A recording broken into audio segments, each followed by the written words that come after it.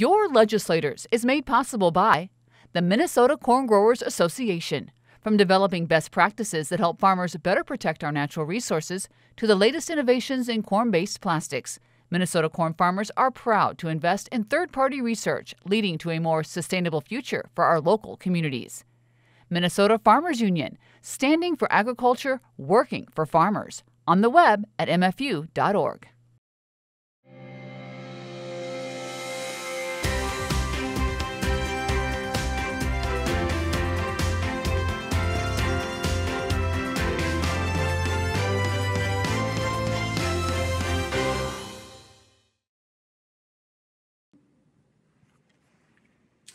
Good evening, and welcome to this week's version of Your Legislators. We're delighted that you have joined us for an hour-long conversation about the issues that are of concern to the people of the state of Minnesota.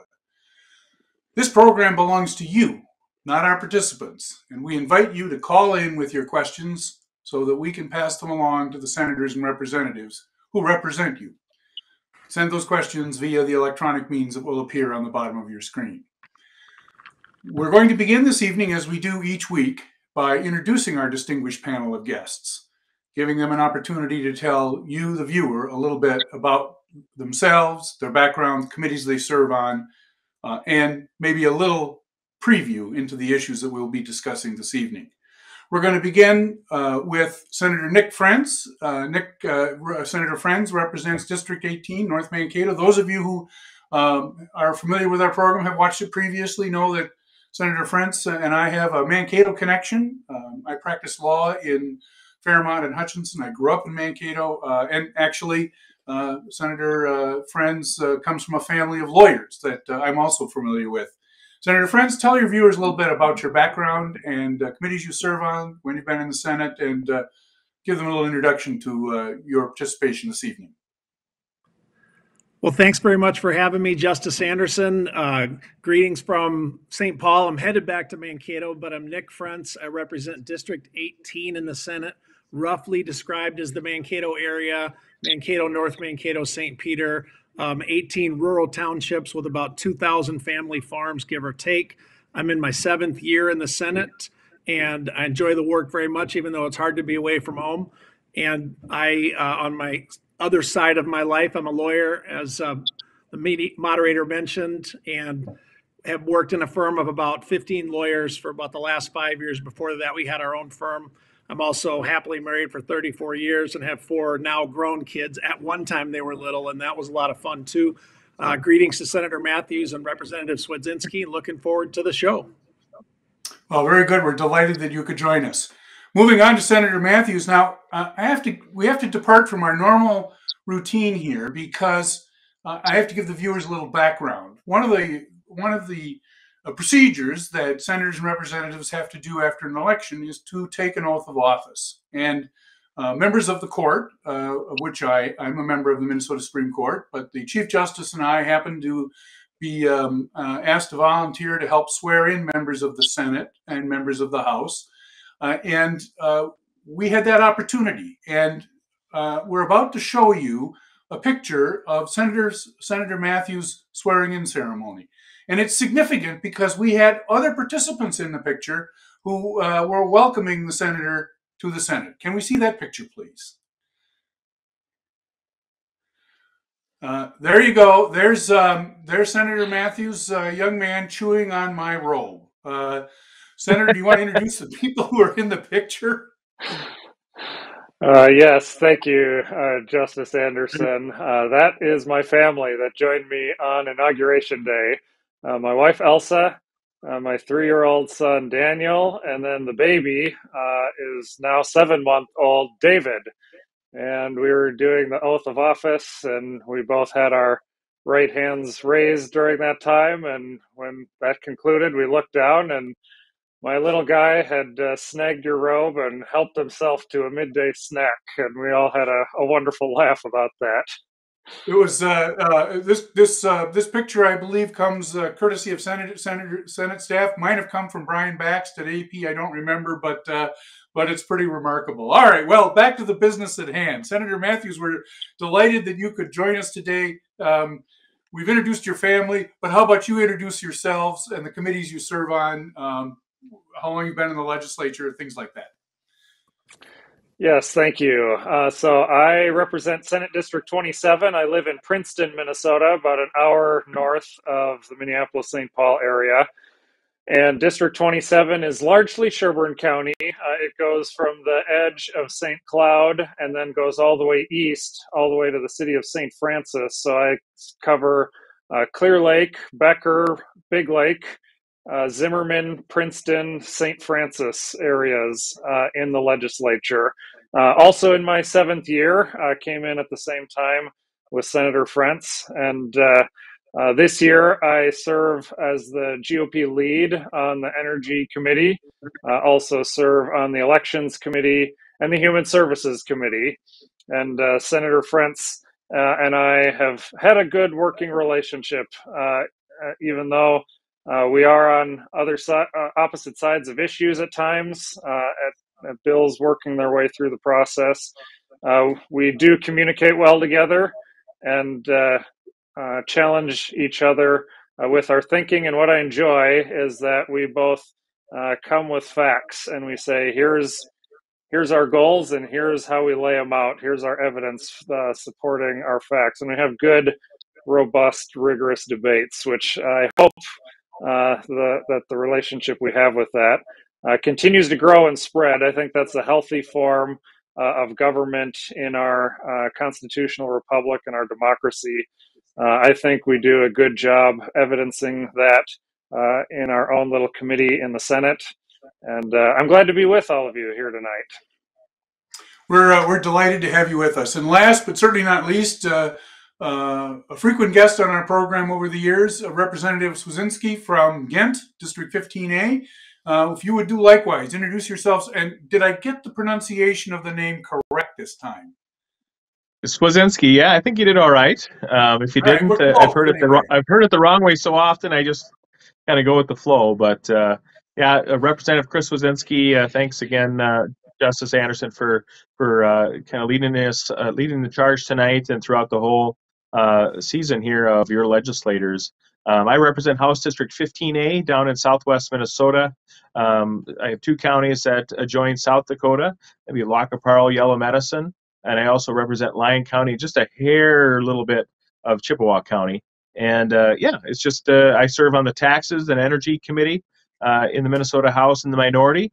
I'm the Energy Lead in the minority in the House. And, Southwest Minnesota is known for a lot of good things, agriculture. We have Schwann's Foods Manufacturing, which serves a lot of our local schools and families all across this great country. So it's an honor to be on the show tonight and look forward to a nice conversation. Well, very good. Let's go right to the energy question. I warned my guests that we did have a viewer who called in advance. And I want to remind our viewers, by the way, that you can do that. You can send your questions in anytime during the week. And actually, it's helpful to us if you do that and gives us an opportunity to start right out with the issues of the day. And this particular viewer had a question about energy supply and is concerned about the intermittent nature of wind, the intermittent nature of solar energy. Notes the Energy Committee has passed, and I believe the governor has signed a bill intending to get to net zero by 2040, I believe. And this viewer is somewhat skeptical about whether or not that can happen. And so I thought that would be, since we have 3 guests tonight, all of whom serve on that committee, have some background in that issue, this would be a great way to start out our program. Let me start with the chair of the Senate Committee, Senator Frentz, if you'd be so kind as to give us give us a roadmap to what the legislature has done and your defense of that route, and then we'll throw it open for some conversation. Senator Frentz, the floor is yours. I'm innocent, Your Honor. I'm innocent. Thank you. First of all, I did tell you before the program started that this was not going to be a cross-examination, but anyway, go ahead. That's okay. First of all, thanks for the question. I think it's one of the questions I hear the most, which is, hey, can you really get to carbon neutral by 2040? I think we can, but I'm actually kind of a skeptical person myself in all my other committees and all my other areas. So what I would say is there's a 3-tier utility system in Minnesota and frankly across the country. We have the large investor-owned utilities, two of whom had already said they plan to get to carbon neutral, although they said by 2050. So this is a bit of an acceleration. But we have the rural electric co-ops, of which I'm a member, and then we have the usually smaller municipal. And I think the greater challenge is for the smaller operators. And so I'm okay with it being a challenge. I think Americans rise up to meet challenges. I've mentioned on the floor of the Senate when this bill passed. And Justice Anderson, if I didn't completely come clean, I'm not just the chair of the committee, I'm the chief author of that bill. So whatever fun we have discussing it, you get to aim it at me. I think the difference will come in the innovation and the drive to some of the renewable energies. And I would just say wind and solar are intermittent, but collectively in the MISO grid, that is stabilized somewhat. Also, the bill welcomes other forms of what we call eligible energies, biomass. Nuclear is counted, although XL is so far the only utility that benefits from that. And there's also an off-ramp, which Senator Mathews and I have discussed in committee many times. If a utility makes a good faith effort to get to carbon neutral rather, by 2040, the PUC can grant an off-ramp. And I would express it this way. I think it's very possible some of the smallest utilities will come back to the PUC around 2035 and say, we just can't make it. We can get to 95, but that's all it is. There's an opportunity to buy renewable energy credits. There's an opportunity to create or build your own renewable. But if that's true, then the PUC is to grant an off-ramp and say, all right, you're good at 95 till 5 years. Of course, it all comes from one place, which is the desire to decarbonize, and probably a longer discussion and maybe a different committee is climate change. I'm persuaded that it's very serious. Just this morning, reading about some, in my opinion, more compelling evidence about the warming temperatures and the melting of the polar ice cap. But if that is a concern of yours, then you see the value of this bill. And with that, I assume mine's the only opinion you want to hear. So thanks very much for having me. And I'm just going to log off now. Yes. Thanks for everything and disappear, right? No, you don't get to do that, Senator Frentz. We're going to go to Senator Mathews, your colleague on the committee, and see how he would respond to the viewer's question. Yeah, thank you. I think the caller has definitely some merit to his concerns over how we'll get to 100%. And if we do get there, what it will look like. We've talked about just laying out the evidence of what Minnesota has done all the way along. We passed the first iteration of a renewable energy standard, and the majority often like to bring up in the debate that many people back at that time said, oh, we'll never make the 25% standard here by the mid-2020s. And there were naysayers that were saying all these reasons why we couldn't do it. And we did do it. But the counterpoint that I often bring up that has not been readily refuted is that one of the things that resulted from that first iteration of a renewable energy standard is it made costs go up to the consumer. That has come true. Minnesota pays a higher cost for the energy that we use in our homes. We are above the national average and going up faster than the national average. And the additional mandates passed in this 100% bill, I believe, are going to continue to steep that curve upward. And there's frankly a number of problems that are in the 100% bill. We are, as I keep saying, we are going to run into a math problem. We are subtracting from Minnesota's system a large amount of strong, reliable baseload energy. We're winding down all our coal plants, of which I have one of the last remaining few in my district at the Sherco plant in Becker, Minnesota, and it's provided, I think, 2,400 megawatts of constant, reliable baseload energy for a large chunk of the state of Minnesota.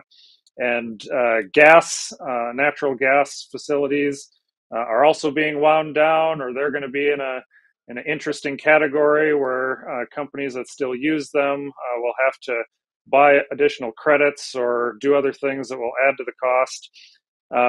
And so we're subtracting a lot of megawatts off our system, and we're adding on, in my view, a smaller number of intermittent energy sources with a lot more wind and solar.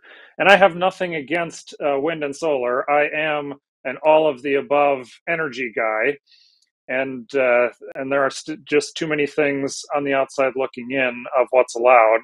And we do talk about nuclear, and Senator Frentz knows well. I bring that up often in the Energy Committee. We have a nuclear moratorium in law, so we cannot build any more than the 2 existing nuclear plants that we have right now. And my contention has been that if the majority wants to be serious about helping us get to 100% in a reliable and affordable way, we should remove the nuclear moratorium so that utilities can consider plans whether it makes sense to add nuclear to Minnesota. And the technology coming in what I call the advanced nuclear technology family, I've had the chance to study this, to go out to Idaho where they are testing many of these designs.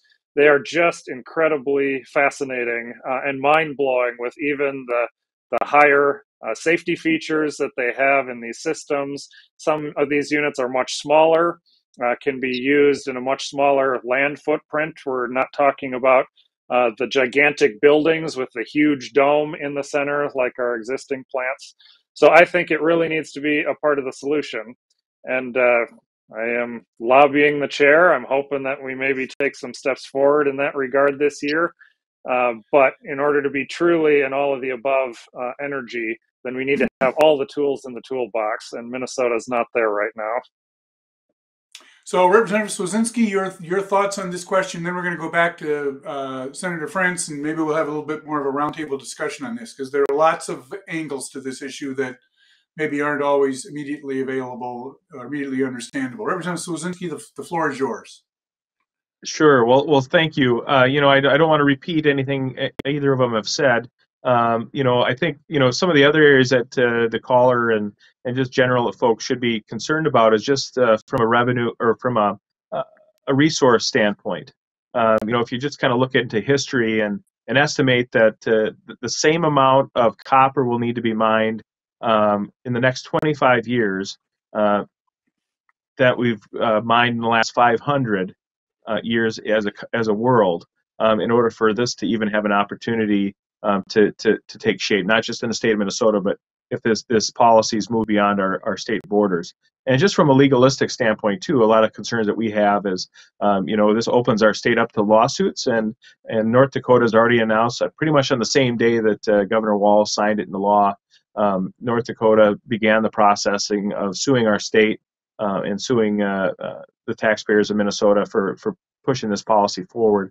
And so, those are two major concerns. We have some opportunity. The President Biden, released in some of his plans to try to focus his attention on really opening up resources domestically so that something like this can move forward. But then the same hand closes off, thousands and thousands of potential acres of mining in northern Minnesota. And, relying on international supply chains, obviously we learned a lot in the failures of those things in the last 2 years through the COVID pandemic. And, the more and more that we can focus those jobs here in Minnesota, here in the United States, but having an administration that not only cutting off our access to good quality domestic oil production, but also from a mining perspective, really putting us at a disadvantage. We just saw yesterday that the president released another 27 million barrels from our strategic oil reserve. And that's, to keep prices low and hopefully with inflation hitting American families and Minnesota families particularly hard, trying to lighten that load, but, at what cost? And, if anyone would ask, do they feel more safe internationally today than they did 5 years ago? They would answer no. And to me, that's a big issue that we need to deal with, is kind of our international, but also how our domestic production is. And if the wind isn't blowing or the sun isn't shining, what is those baseline loads that we're going to be getting rid of and putting ratepayers and taxpayers and families at risk? I think that needs to really be considered. And sadly, this bill kind of waylaid a lot of those concerns. We had a lot from our rural cooperatives. They have locally elected boards that really help shape their local policies and what they feel best for their locals. This really kind of tied their hands and took the power away from them, local elected officials in those local cooperatives, and moved it in the bureaucrats to St. Paul, which is probably one of the biggest frustrations I had with this whole process is that we take the time to serve in our local communities before we run in the legislature, and we just take that power up with us as we go. And I don't think that was probably the best move with the bill, and potentially could put us at major risk.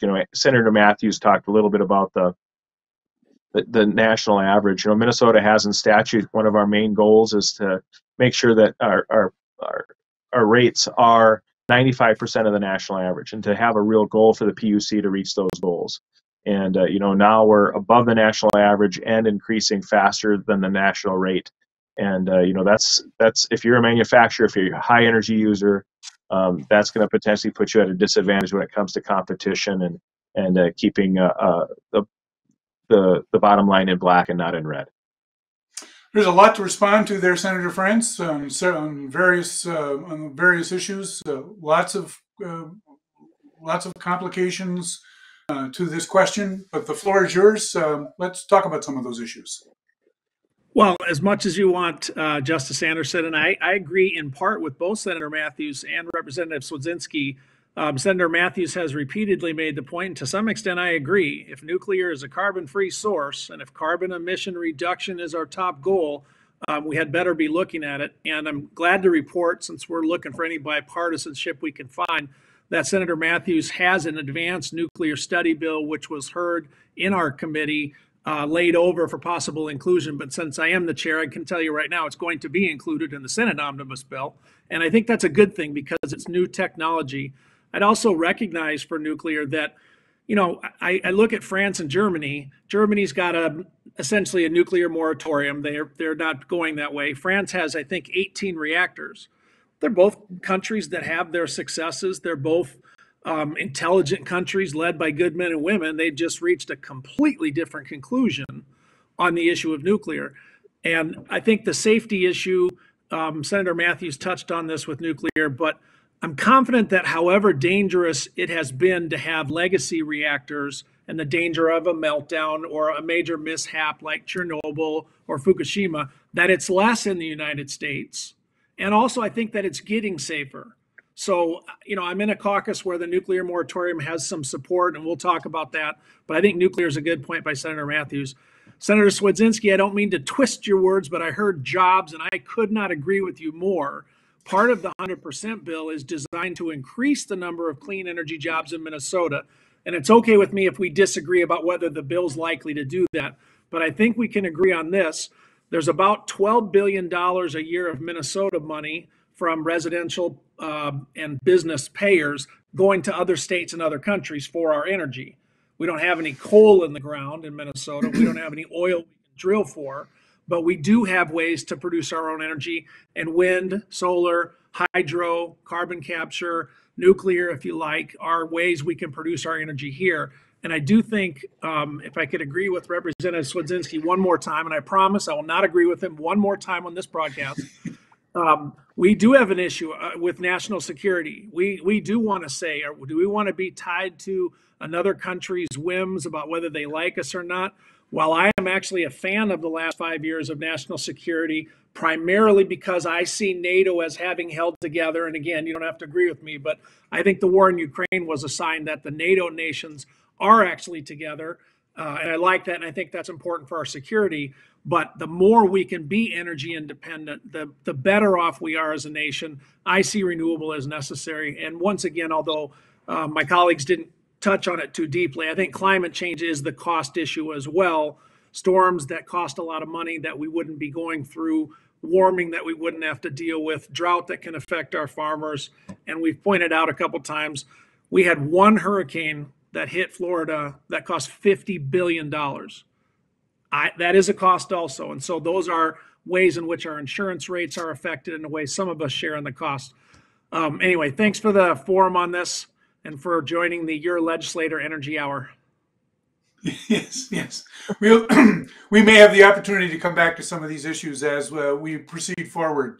I do want to move to another question that came from a viewer in Nicollet County, and I'm going to go to Representative Swedzinski on this because the viewer is raising an issue about a bill in the House. This viewer is concerned about chronic wasting disease, noting that we have 450,000 deer hunters in Minnesota and 132 deer farms. And this viewer believes that to protect our wild herds, we need to get rid of the deer farms.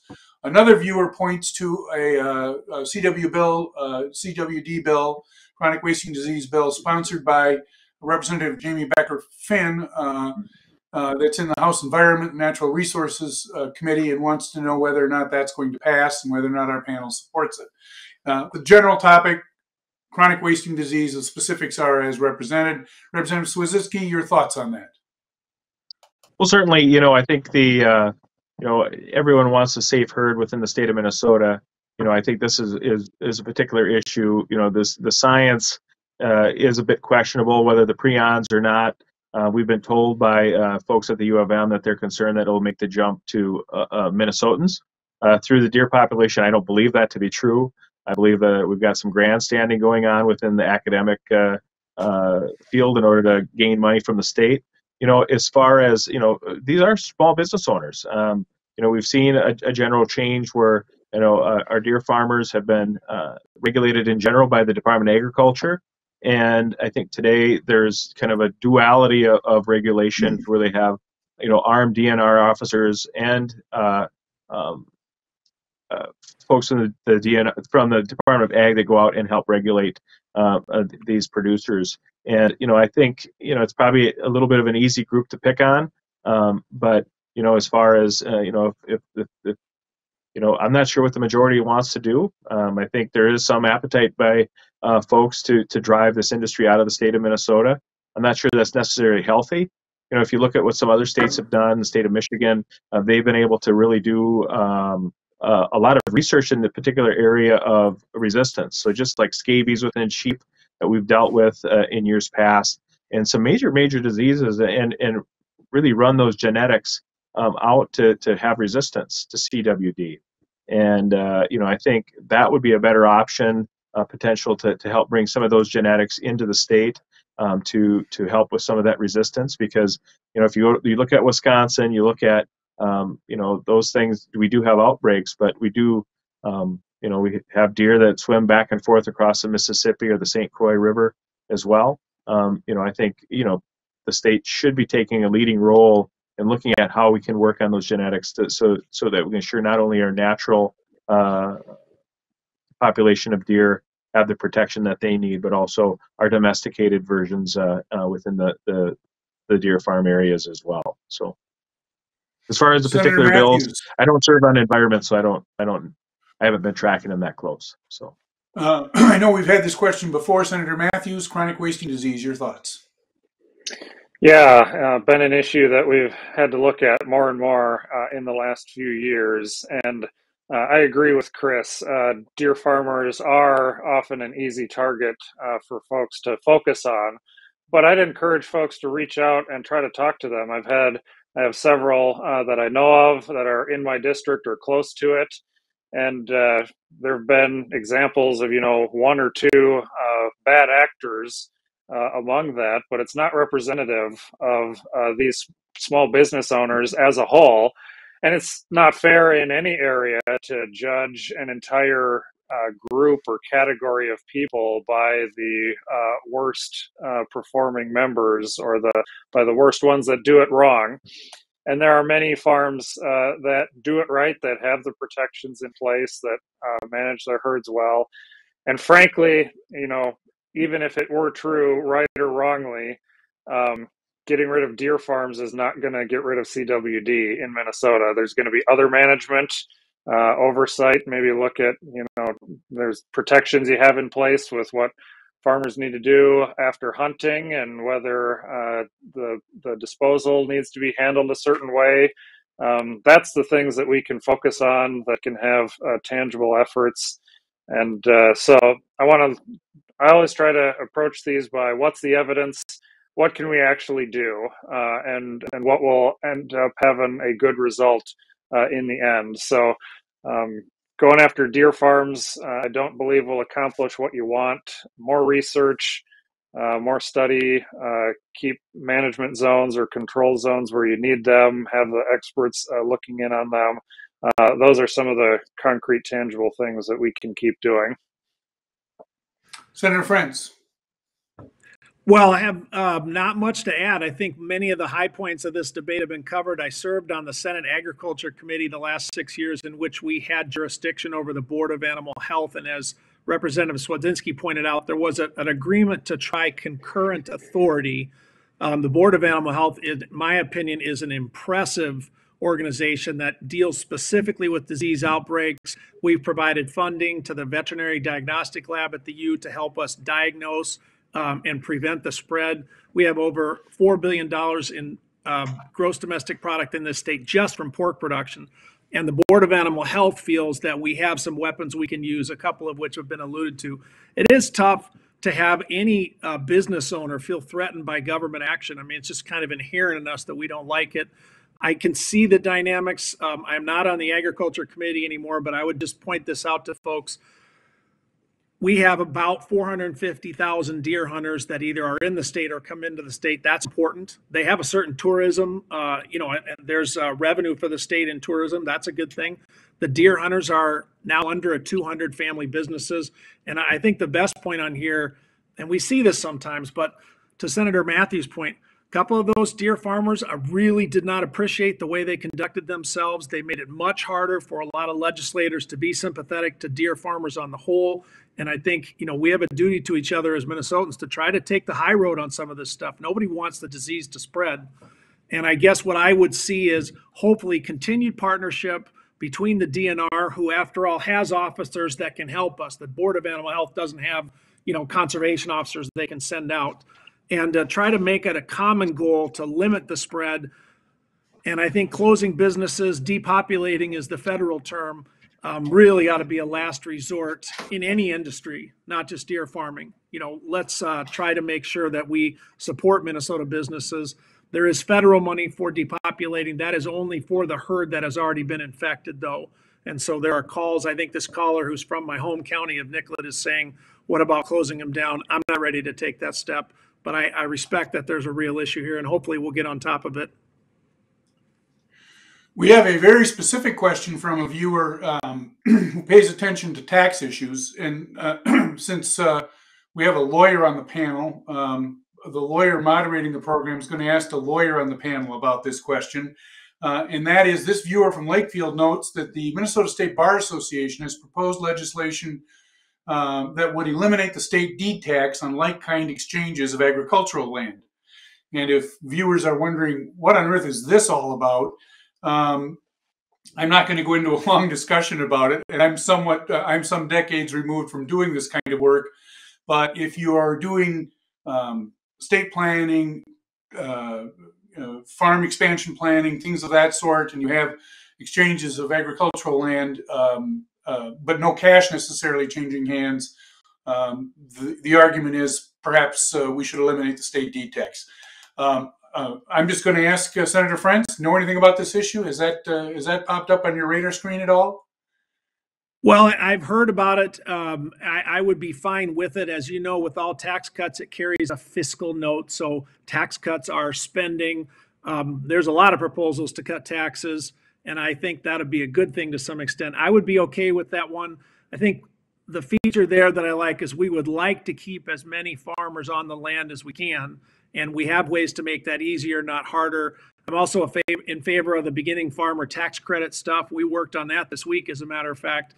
And I just, we're not making any more prime farmland. So I kind of like those things. Having said that, there are plenty of Minnesotans who are not farmers. And if you said that this had just to take an example, a $5 million fiscal note, there are other Minnesotans who would say, no, let's use that $5 million for some other tax relief. And who's to say? I'd be supportive of that. I haven't heard that much about it in my district, by the way, Justice Anderson, more tax committee gossip. Yes, Representative Swedzinski, any thoughts on that?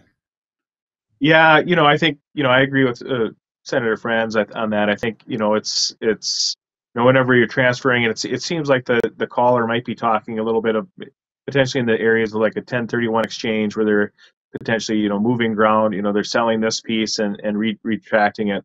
You know, some of those taxes are direct cost recapture. So like the actual time that it maybe takes for someone to go in an office and type, but I think they're thinking on something else. So, generally in favor of tax relief and would glad to take a look at the policy. Not super familiar with it though. Senator Mathews. Yeah, thank you. Also, it is pretty far in the weeds, and I've not ever served on the tax committee, but just in general, I love tax relief. I love putting more money in Minnesota's pockets. We should do more of that. That's why we're sitting on $18 billion right now that should be in your pockets, but government's sitting on it, and we're trying to urge the DFL to help us put more of that money in your pockets. And this one makes sense. There are so many taxable exchanges that we come across in state law where I just sit there and go, really? We tax that too? Or if it's trading one land for another and it's like, we'll count up some value even though there's no actual money going back and forth, and we tax some arbitrary number we pulled up. That makes no sense. So that one, from the sound of it, seems pretty clear cut, and I think it would be a good thing. The late Gary McDowell, who was a partner of mine and was an expert on tax and probate issues, once tried to explain to me the intersection of some of these tax provisions, both federal and state, and the flow chart that he handed me to explain it to me ran to about 4 pages.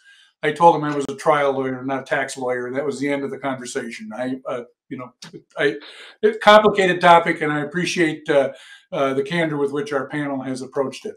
We have a question from a viewer in Morrison County who wants to know about the budget surplus and is specifically concerned about whether or not we're going to be holding back any part of the budget surplus. What about reserve for future budget issues? I don't think we've had a chance to start with you, Senator Mathews. Let's give you the opportunity to step into the batter's box on that, since it's the start of spring training anyway, to start Sure. on that issue right now. Budget surplus, how much, where's the money coming from, et cetera. The floor is yours.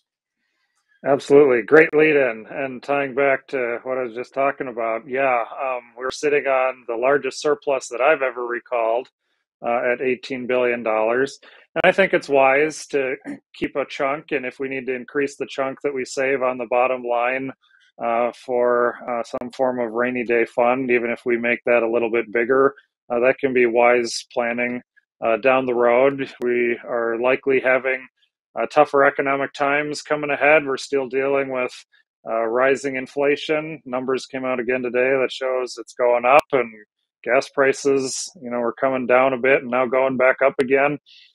And I want to try to help Minnesotans with more money in their pockets, with permanent ongoing tax relief. That's more money to you and I, week after week, month after month, year after year. Not a one-time payment that Governor Walz is still stuck on, of spending down some of the surplus in one-time spending like that, but real actual savings to Minnesotans that can be permanent. $18 billion that we're sitting on is just proof that we're taking too much from Minnesotans in the first place. And it's time for government to make some of the same decisions that families have to make, like I've been doing in my family here recently. Times is getting tougher, and you have to look at your income and expenses and figure out, hey, we might have to shave this off or not do this activity, or find ways to cut costs here. And government really tries to keep itself immune from doing that. So I think we've kept the reserves around, $1.5 billion, $2 billion. I'd be fine with making sure that's full, even having that a little larger. And then if it were up to me, I would have a large chunk of this surplus going back to you, the taxpayers of Minnesota. Senator Frentz. Well, I think some of it's got to go back to the taxpayers too. And by the way, I'm not married to the idea of the rebate checks. I do think the logic includes the idea that for some families, a check of $1,000 right now can be quite helpful. And I also think there's some logic that says it would be most helpful to the families that had the least. So, I mean, I get the logic of it. I just don't think you have to do it that way. For context for the caller, we have a $17.6 billion surplus, of which roughly $6 billion is so-called structural or ongoing. The other 12 or so is one time. And so for permanent tax relief, I'd say that has to come out of that $6 billion. By the way, I would just point out we don't have a permanent surplus. So permanent tax relief does raise the question whether down the line we would move into deficit. But I'm open to that. Probably the one that gets the most discussion in our caucus is the Social Security tax relief that some of our DFL Senate members campaigned on, including me, for a full repeal. I can see we don't have the votes for a full repeal, but I'm hopeful that there'll be reduction in Social Security taxes. Frankly, I would trade that for the rebate checks. I think that would make more sense, and I think it sends a better message about people staying here in retirement. There's a lot of things we could talk about the budget, but those would be some of my thoughts. Senator Mathews mentioned that we have an automatic reserve so that the reserve will go up a little bit here, and I think that is appropriate. It's like a family that makes $50,000 a year that has to save $2,000 or $3,000 of that a year, and I think a lot of families would do that if they could. Representative Swedzinski, the question about reserves, taxes, and we'll throw in the Social Security question. I'll come back to Senator Mathews on that issue too. So, but anyway, for you first, taxes, reserve, what do you have to say about that? Certainly, Justice Anderson. I think that's a big thing. We do have structural accounts that we put some dollars in. So we have a rainy day account, we have a cash flow account, so that if we do run into issues with the budget that's set up, we do already have some of those accounts that are set up. I think my guess is the question by the caller would be focusing those dollars above and beyond, but actual just cash, cash in the checkbook, so to speak, dollars that aren't going necessarily and spoken for. I absolutely agree. I think we will be budget. The governor in the House and the Senate will be basing their budget off the February forecast, which is going to be coming out in a few days, a week. I'm not even sure. But that's likely from all intents and purposes. Senator Frentz said that it's going to be, it's currently 17.6. I think most folks agree that it's likely to go up past that. So we could be seeing a surplus in the 18 or 19 billion dollar. One of the first things when government is full, the last thing is we should be filling it up more. And one of my big concerns is where the governor released his budget with the programming, and they're looking at multiple billion-dollar tax increases. So not only do we have a surplus of potentially up to $20 billion that we'll be dealing with, but we're also seeing a DFL majority and Governor Walz that's looking at increasing taxes by multiples of billions of dollars, increasing government, increasing pressure, especially on independent businesses, raising the cost of doing business and their competitiveness, and really putting us at a potential disadvantage at a time when jobs are going to be scarce. We're seeing layoffs increase, especially in the tech sectors across the country. Those are all, what happens in California in the summertime is what maybe happens here in the winter, or what happens in California wintertime may come in the fall or spring. And so I'm really concerned about what that potentially the outlook is. You're looking at a lot of the graph readers in Wall Street. They're really concerned on kind of that rolling up. We're going to see inflation come down, and the reason why inflation is going to potentially start creeping down, it's still high, but is because of major layoffs and people are really tightening their personal belts. It's time for state government to do the same. Senator Mathews, I want to give you a chance to talk about the Social Security issue that Senator Frentz raised. As a matter of fact, that's a question that another viewer also had. So we're going to take care of two birds here with one stone. Social Security. All right. Sounds good. Appreciate that. Yeah, it was one of the top issues that I heard over and over again for over a year and all through last year's campaign, and still getting asked about it this year. Going $18 billion surplus. Can you get us a Social Security full exemption for that? And it's important to a lot of Minnesotans. And I know, Senator Frentz, the Democrats have a 34-33 majority in the Senate. And if you all put it on the floor next Monday, it would pass with large bipartisan support. You'd have all 33 of our members plus you, and by my count, there's, I think, 5 or 6 in your caucus that have been vocal about this. And so it would definitely pass with bipartisan support. I suspect Representative Swedzinski could make a same claim in his body, and we could have it on the governor's desk next week, if not for political choices made by leadership that are trying to weigh out competing factions in the majority caucus. So we're giving them opportunities, and we'll give future opportunities to do the right thing. This is supported by a large, broad spectrum of Minnesotans and by a broad spectrum in the legislature. And there should be no reason we don't get it done this year. All right. We will move on to another question from a viewer in St. Peter. This is a question we have not had previously, at least not had the opportunity to ask, and it's an election law question. Viewer is a proponent of ranked choice voting and wants to know whether or not the panel supports ranked choice voting, and whether or not it's something that might see the light of day in this legislative session.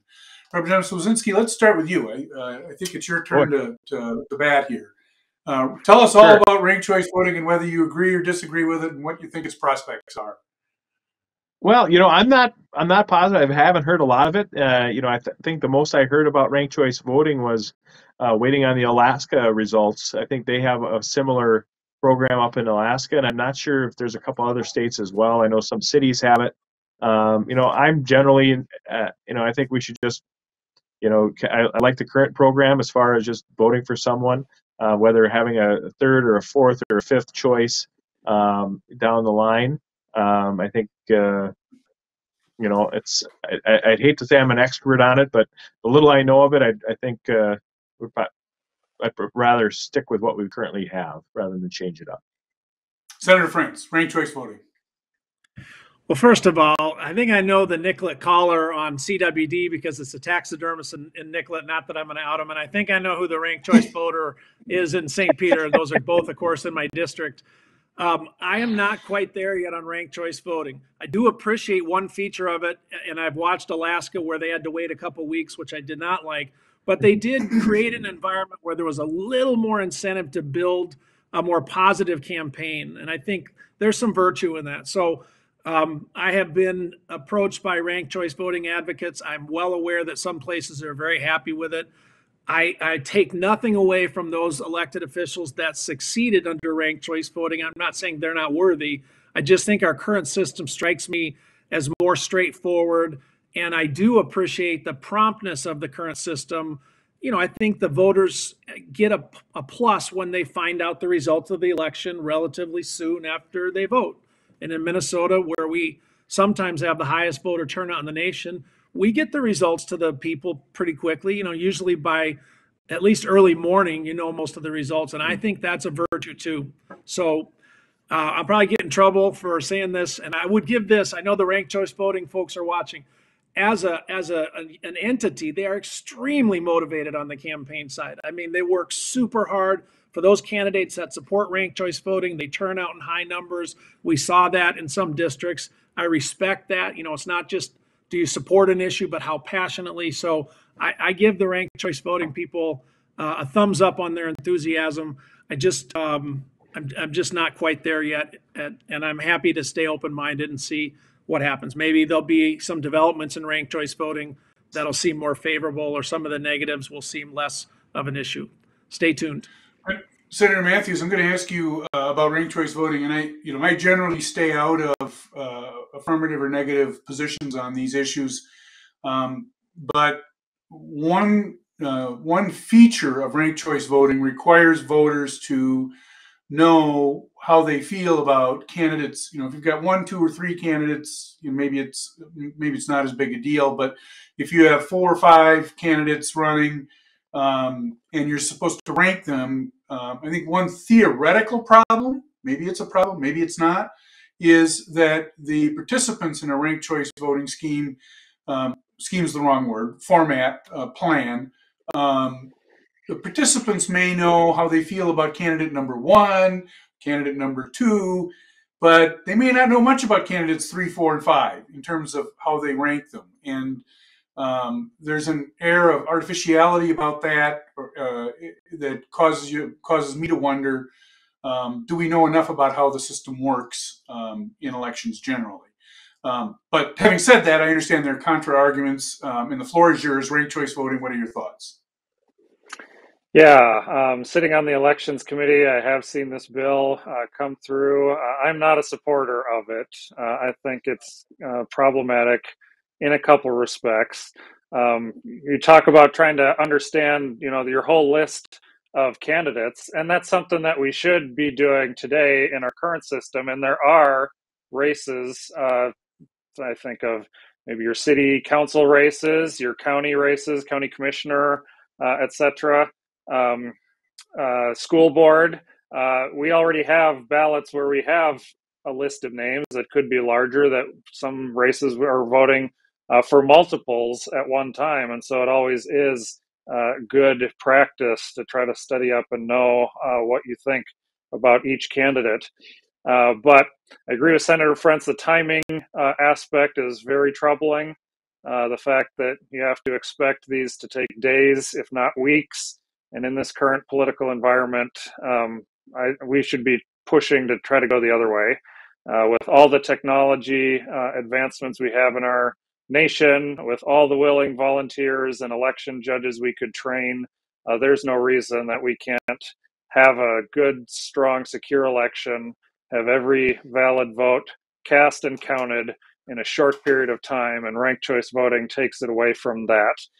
Also, I feel it's troubling on the one person, one vote equation. You'll have some people where they'll vote for one person, and that's who their vote's counted for, and other people will cast a ballot, and you can vote for person A.